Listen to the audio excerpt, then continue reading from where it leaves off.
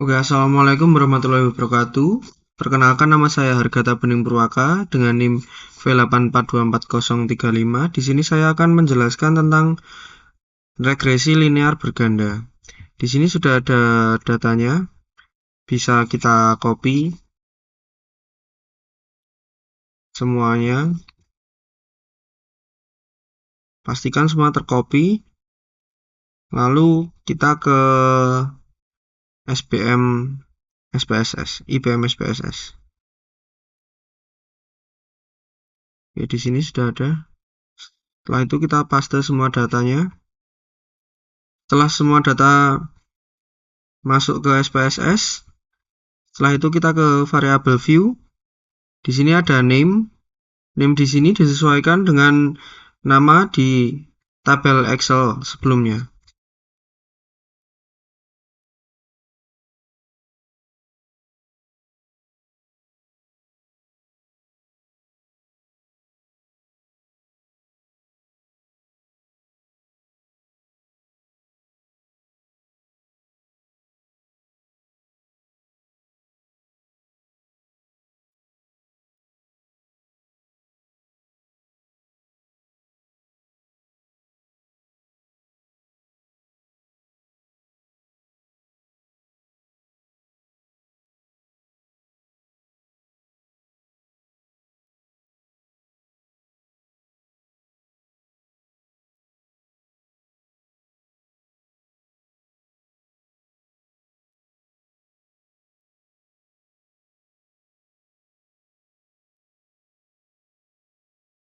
Oke, setelah itu kita menuju ke measure. Di measure ini kita ubah semua menjadi scale.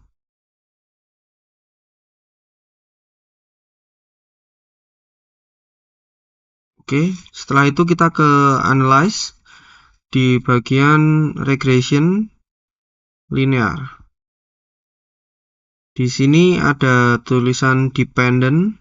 Kita masukkan volume penjualan variabel Y, masukkan ke dependent. Setelah itu ada block 1 of 1, kita masukkan semuanya di variabel X.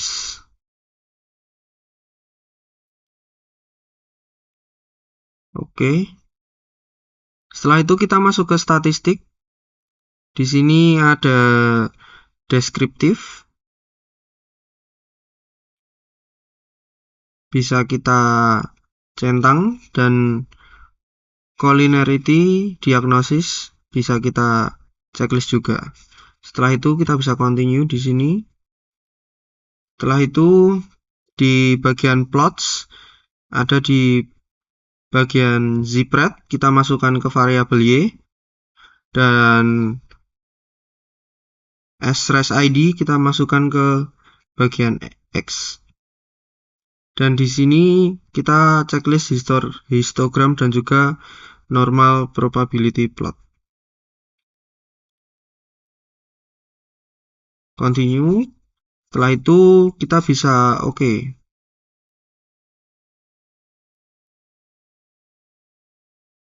Oke, di sini ada datanya.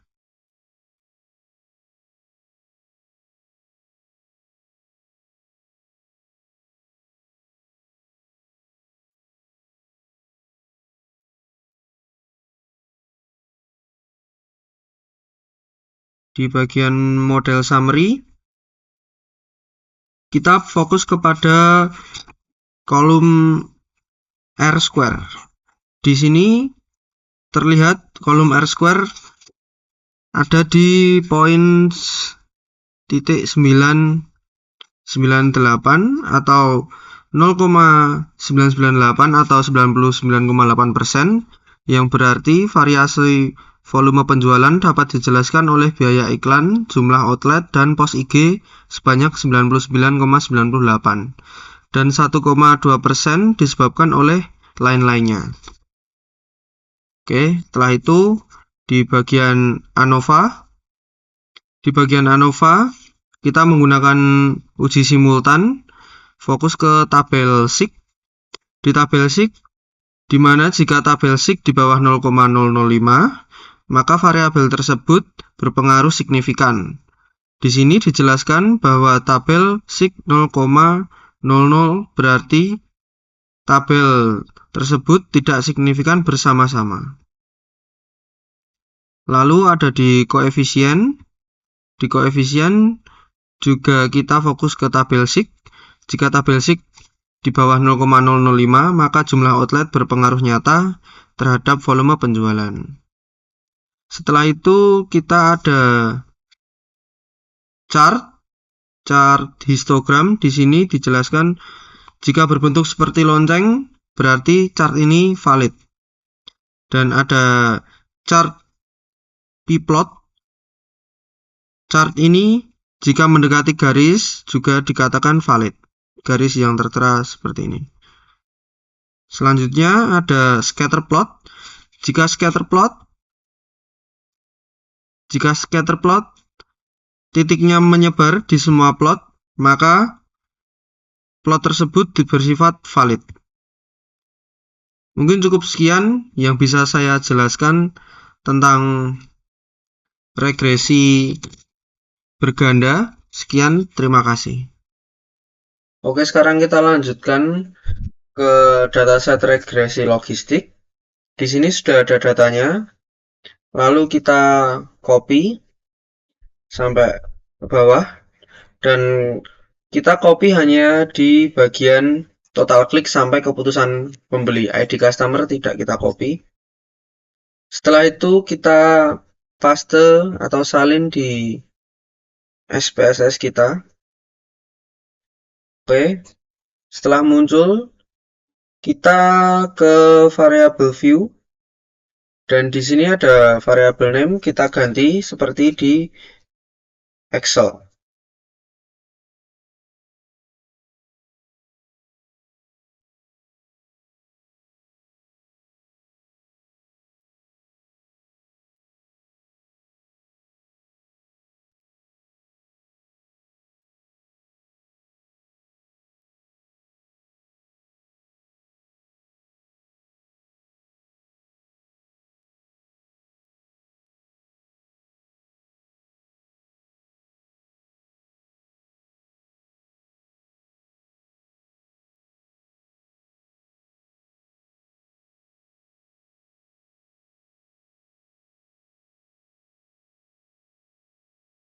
Oke, di sini ada sedikit miss. Oke.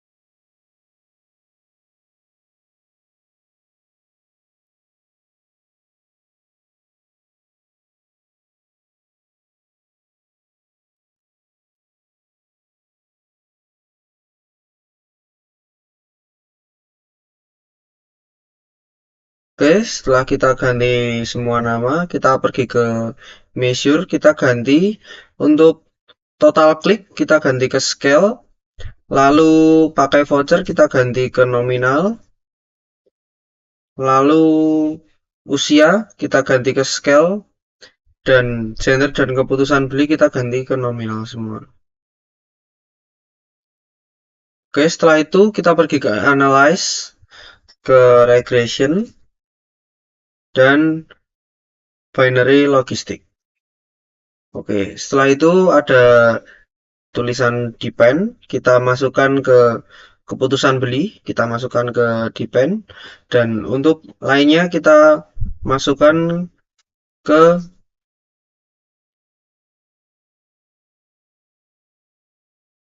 Govret.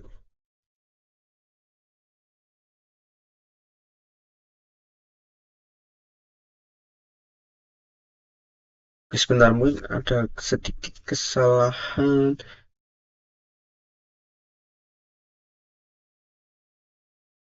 Regression kita masukkan ke binary logistik. Oke, sudah. Untuk depend, kita masukkan keputusan beli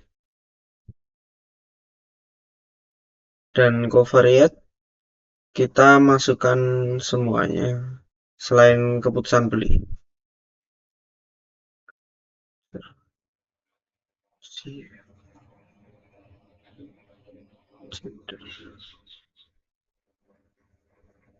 Oke, setelah itu kita masuk ke option, kita checklist yang poin Hosmer dan juga CI for EXPB. Setelah itu continue. Oke. Oke, di sini sudah ada datanya yang keluar. Kita fokus ke sini, Omnibus Test of Model Coefficient. Di sini kita fokus ke bagian sig. Jika nilai kurang dari 5 di bagian sig, maka secara simultan semua tabel berpengaruh terhadap keputusan seorang pembelian. Lalu di model summary, di sini kita fokus ke Nagelker R-square. Jika R-square-nya di sini kurang atau memiliki range 0 sampai 1%, faktor itu mempengaruhi keputusan beli. Dan di bagian Hosmer and Lemeseau test, di sini ada di bagian sig menunjukkan bahwa 99,8% dan ini di sini sig harus harus di atas 0,05. Di situ menunjukkan data bahwa data ini adalah sehat. Mungkin setelah itu ada di variabel in the equation di bagian paling bawah. Kita fokus ke poin B, bagian B. Di bagian B nilai harus kurang dari 0,05 yang berarti ini signifikan terhadap keputusan beli. Mungkin dari saya seperti itu. Terima kasih. Oke, sekarang di sini saya akan menjelaskan tentang data decision tree. Di sini sudah ada tabelnya, sudah ada datanya yang ada di Excel. Bisa kita blok mulai dari edge sampai ke purchase. Kita blok sampai bawah. Setelah itu kita copy dan kita paste di SPSS.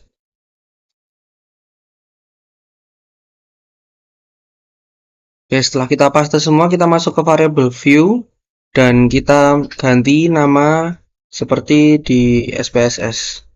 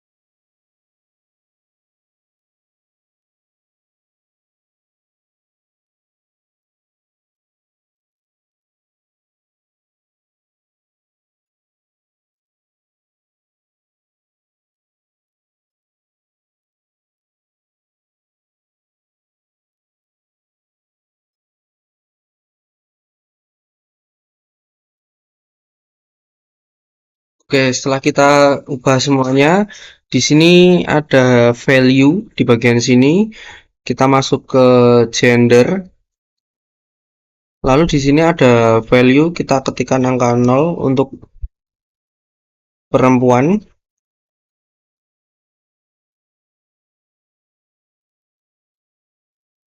Kita add dan angka 1 untuk laki-laki.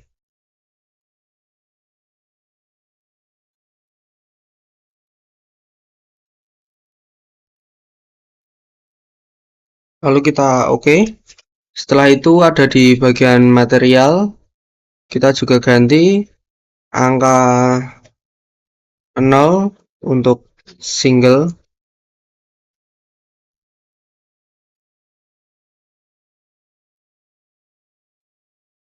dan angka 1 untuk menikah.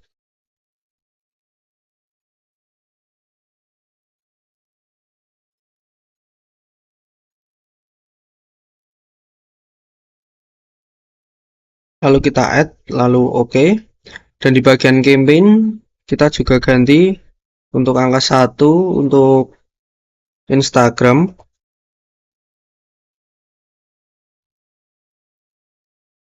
lalu angka 2 untuk Facebook,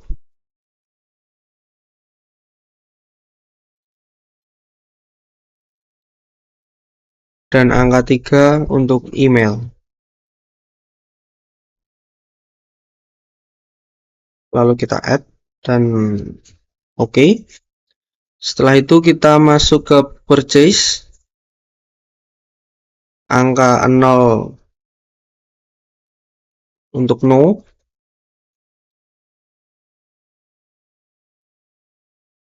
dan angka 1 untuk yes.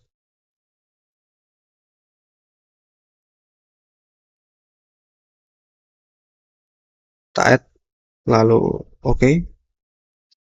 Setelah itu kita masuk ke measure, untuk age kita masukkan ke scale, gender kita masukkan ke nominal, lalu ada income kita masukkan ke scale, material status nominal, campaign channel nominal,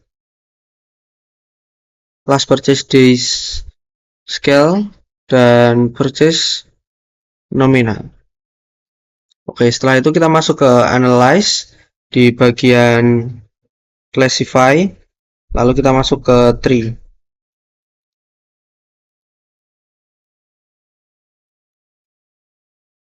Oke, di sini ada depend variable. Kita masukkan purchase untuk ke depend. Lalu ada independ, kita masukkan lainnya.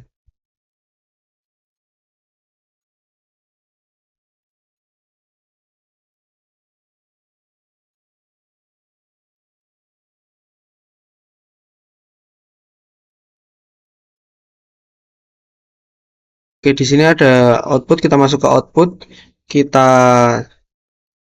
agree yang table and chart, lalu juga di tree and table format. Kita checklist. Continue. Setelah itu ada validation. Di sini kita ganti training sample menjadi 70. Oke.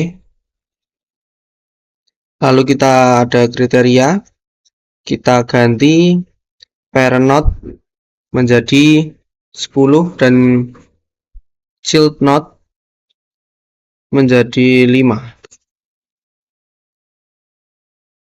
Lalu continue, dan untuk growing method kita ke check.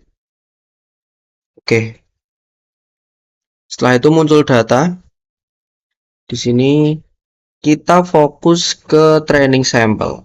Di bagian training sample ini, di bagian node menunjukkan percabangan ini, bahwasanya node itu mengartikan bahwa ini adalah percabangan, dan yang mempengaruhi ada di bagian email yang bisa diartikan menikah atau single, menikah dan single. Oke, lalu ada di classification. Di classification ini terdapat persentase dari 100 kasus ada 97% yang mendekati. Lalu ada di risk, maksudnya mendekati itu mendekati akurasi ya teman-teman.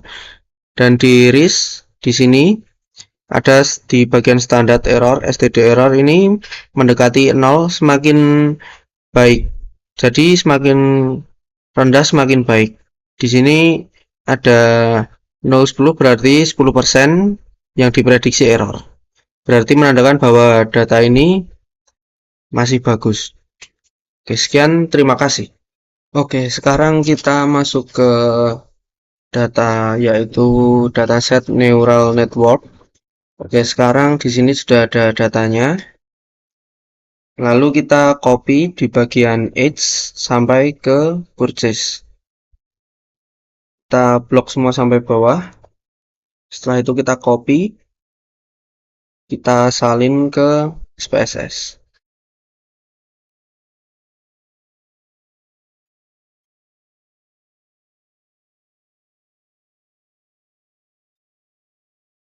Oke, setelah kita salin ke SPSS, setelah itu kita masuk ke variable view.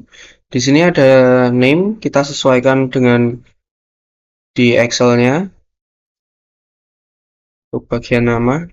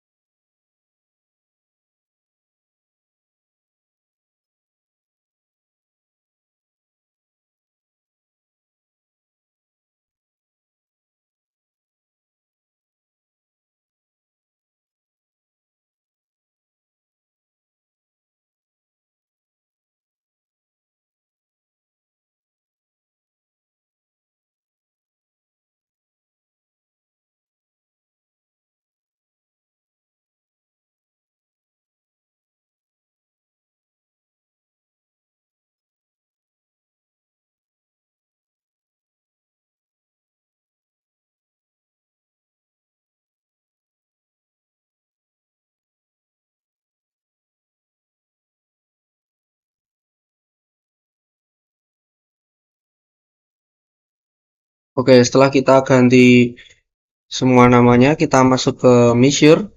Di bagian sini untuk age kita ganti ke scale. Lalu gender kita masuk ke nominal. Dan income masuk ke scale. Lalu time spent kita masuk ke scale. Lalu page view kita juga masukkan ke scale. Dan untuk newsletter dan purchase kita masuk ke nominal semua. Oke, setelah itu kita masuk ke analyze. Kita pergi ke neural network, ke multi-layer, scan data. Oke, setelah masuk seperti ini, di bagian depend kita masukkan ke purchase. Setelah itu faktor kita masukkan gender dan newsletter. Setelah itu untuk covariate kita masukkan lainnya yang masih tersisa di sini.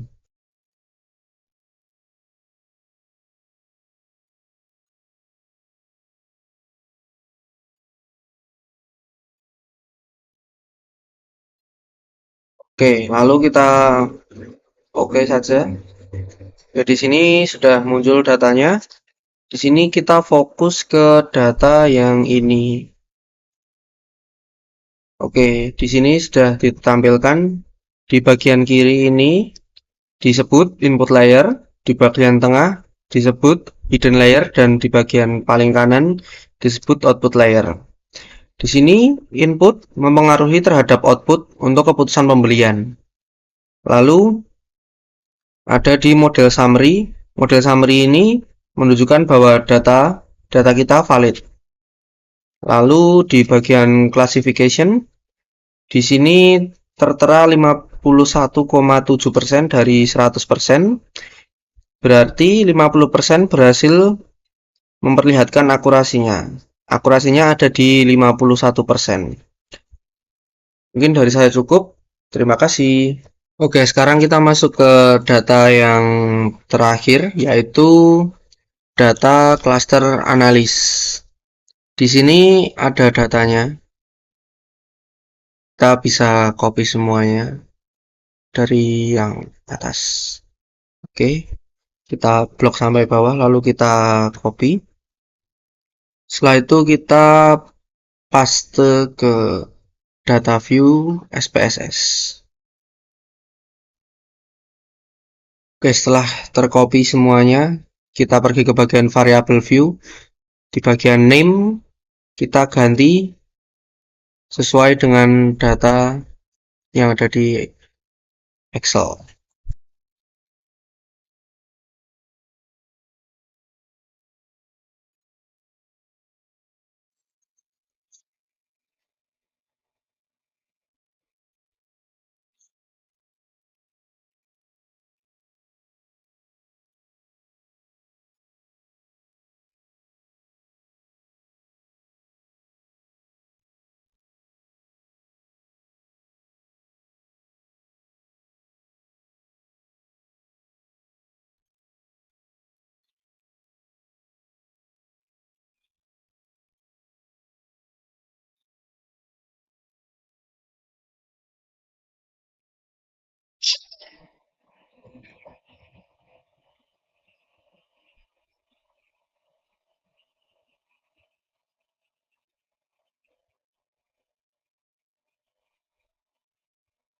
Oke, setelah semua nama sudah terganti, kita pergi ke measure dan ganti semuanya menjadi scale.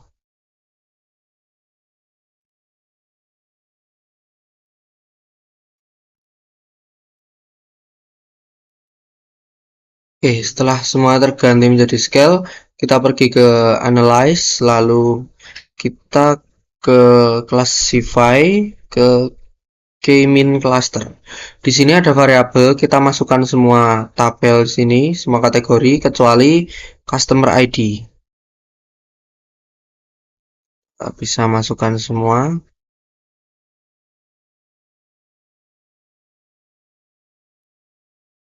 Oke, setelah itu kita pergi ke option. Kita checklist bagian ANOVA dan cluster information. Lalu kita continue. Setelah itu kita ganti number of cluster menjadi 5 dan kita pergi ke save dan kita checklist cluster membership. Oke, setelah itu bisa kita oke, di sini sudah ada datanya. Kita fokus ke data yaitu final cluster center. Oke, di sini di bagian final cluster center itu berisi income dan spending tertinggi di kategori X value untuk cluster 2. Di sini untuk regency days paling tinggi atau sudah lama tidak berbelanja. Dan untuk cluster 3 yaitu berisikan anak-anak muda. Lalu kita masuk ke ANOVA. Di sini kita fokus ke tabel F di sini. Nilai SIG berdasarkan tabel ANOVA, tabel Anjuta, dan spending score memiliki nilai tertinggi. Berarti dua faktor ini yang membedakan segmen pelanggan bukan dengan faktor usia. Setelah itu ada di number of case in cluster di sini menunjukkan persebaran populasi. Cluster 1 50.000, cluster 2 50.000, cluster 3 48.000, cluster 4 45.000 dan cluster 5 67. Oke, di sini menunjukkan bahwa pelanggan tertinggi ada di cluster 5 ya, teman-teman. Oke, mungkin dari saya sekian, terima kasih.